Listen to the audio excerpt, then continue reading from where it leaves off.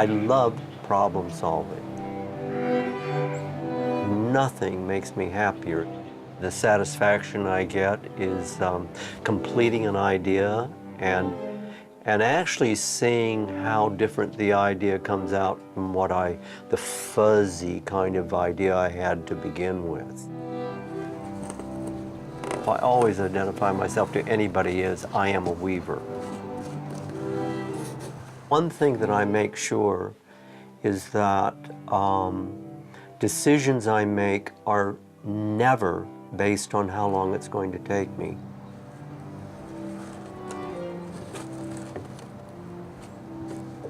By getting rid of all the technology, where I'm down to 2 sticks and a yarn, which is what was facing very early people, it opens up anything you want to do because I have no limitations. It just takes a while.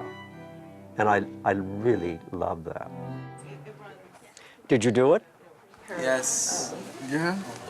Yeah, but notice what's happening right away. You're going in tight. We'll blame it on somebody else. So you're pulling too tight. To talk about keeping traditions alive through teaching, I began a program at UCLA which introduced the culture of southern Mexico, which was and still is extremely vibrant. We introduced to them the continuing traditions that many of them which had come from pre-Columbian times. When you think of the variation of that brown to that brown, they could have practically done that whole block in one yarn, but there was something within them that said, no, this is the right way to do it. That's the kind of thing that I was just dumbfounded by in talking about simplicity, in talking about sophistication. Try to imagine working in a value change as strong as this and placing these so that they feel even and right in their space. We are talking about such sophisticated artists when you look at something as simple as that. Recently, I got a hold of this material, which is from Nepal, but it's also used in Mexico. It's called chichicatzli, and it's from the nettle plant.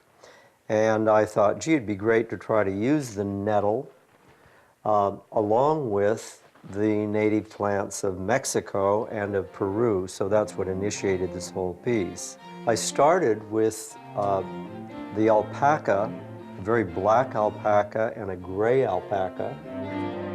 Anybody might not consider themselves an artist, but yet they can, through some need to survive, can make things, which is something I think we've sort of lost in with high technology now. People don't have to make things. This is a natural dye from the caracol. And this is caracol, indigo, cochinilla. I'll talk about cochinilla. Who does not know what cochinilla is? These are little mites that are scraped off the cactus that they live on. What we have here is the cochinilla bugs. They've been dried. I purchased them in Oaxaca a number of years ago. So, get ready, bugs.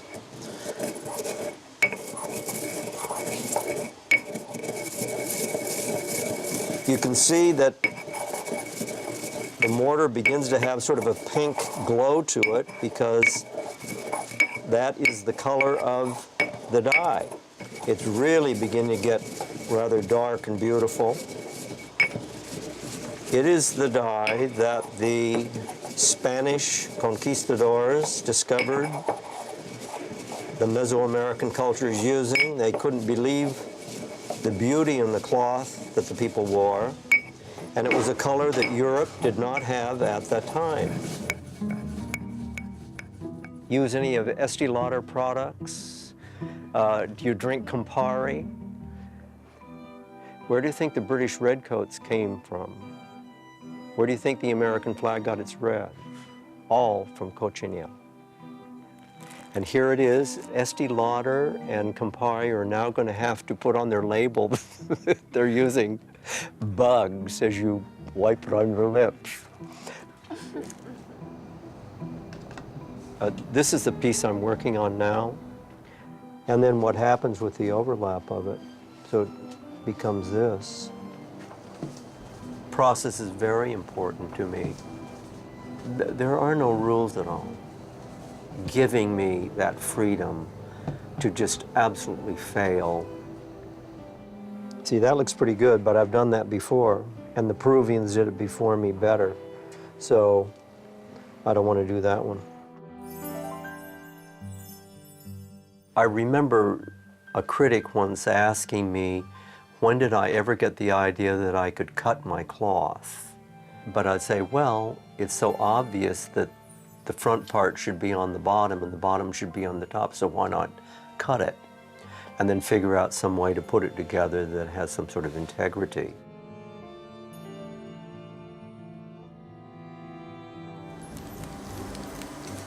The process right here is a resist dye technique, which I'm in the process of making more of these. Eventually, these will all go into a larger piece. You can see it distorts it quite a bit. It resists, and so this will become the same thing. I can have probably 4 different pieces going on. I'm never really sure where they're going. There's a lot of what-ifs in my life. I don't have a clear idea, really, of what something is going to look like. Well, it looks pretty good. Got the color I wanted. It's amazing how versatile this cochinilla is. Amazing. When I start a piece of work, it's been based on something about what is going on around me. If something political happens, then all of a sudden that triggers an idea. The Exxon Valdez happened as I was preparing a war, and I was so angry. I'd done this beautiful piece, and I took this black dye and just poured it all over the war. Something happened in the 1980s, and all of a sudden I began to realize that emphasis were shifting. I found myself going to faculty meetings, and I was the only one in a lab coat. I was the only one with hands dirty, and the rest of them looked like corporate executives. And the word software came up, and I thought, gee, I weave software. Wonder what they're talking about. It was at that particular time that I decided to begin to try to take that idea and make it something visual as a visual object. The apron is constructed in a technique from the 10th century. So what we have here is I-weave software.